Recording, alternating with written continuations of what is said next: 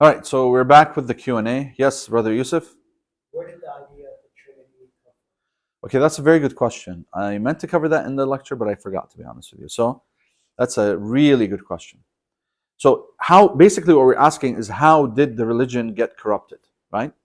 So what's interesting is that there's an emperor called the Emperor Constantine. Now you might have heard that Istanbul, the modern day capital of Turkey, at one time was called Constantinople. Constantine. So it was named after the Emperor Constantine, who was the Emperor of Rome. Turkey was part of the Roman Empire. Okay. So basically, Emperor Constantine started noticing, of course, they followed Roman mythology, that was their religion. And he started noticing that more and more people were coming to Christianity in droves, especially the low income, the downtrodden, which are the majority of the population. Okay. So he got really worried. He was worried that they would topple him. They would, remove him as an emperor, and that they would take over. So he said, you know what? If you can't beat them, join them. So basically, what he did is he says, okay, he declared that he's Christian, and he said, but with certain criteria, because I have to be able to control them. So he introduced the idea of the Trinity, and the Trinity is very similar to Roman mythology, where you have the Father, the King, idol, Jupiter, and then he has a son, and then So he introduced that idea of the Trinity. Now, how did all these priests and these archbishops accept this?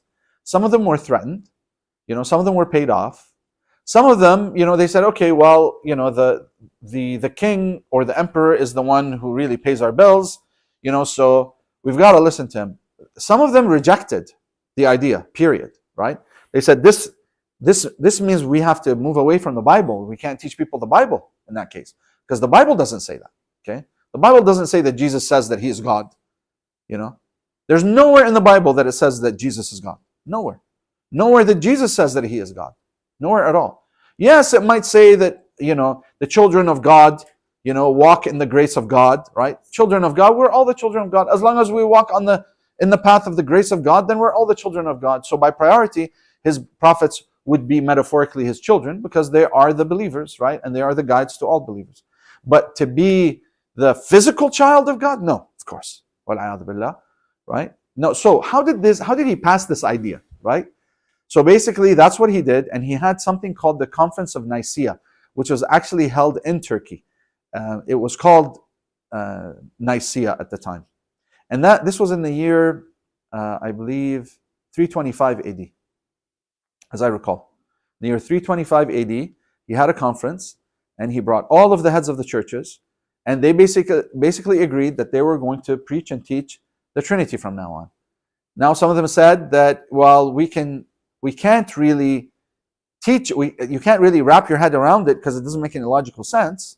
Okay, so they said we can't really teach it, but maybe, and we can't really imagine it either. So we're just going to have to basically drill it into them.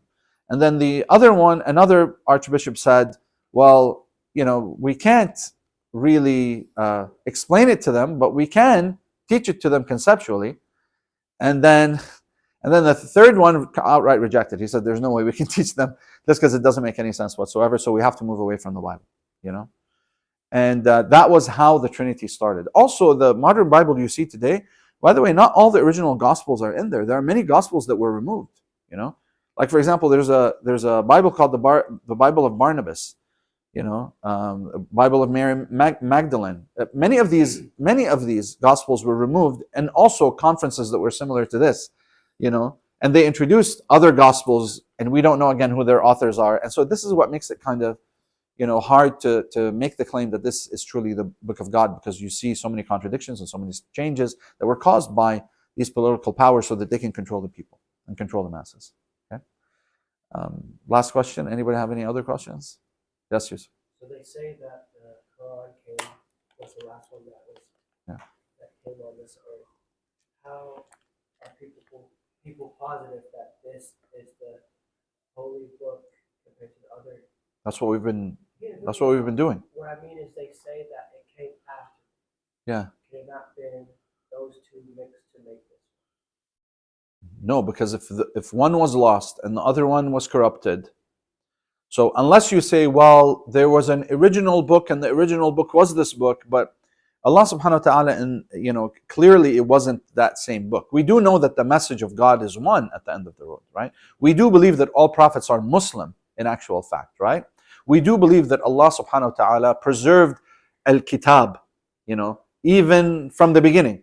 But this kitab was to be revealed now. Now each of those books was revealed to certain people, okay, for a certain time. It was only the Quran that was revealed from then until the end of time. So it's the last message, for all of humanity. Now, of course, humanity developed over the course of time. They evolved. Their way of thinking, the science evolved, and so people's acceptance also of things changes depending on the environment and the science of the time.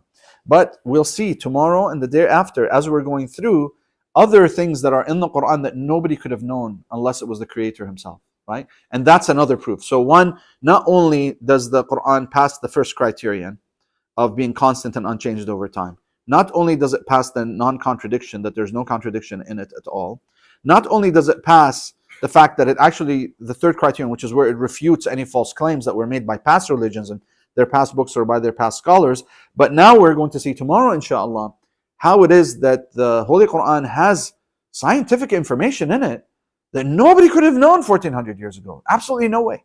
Absolutely no way. Okay? So there are many indicators, okay?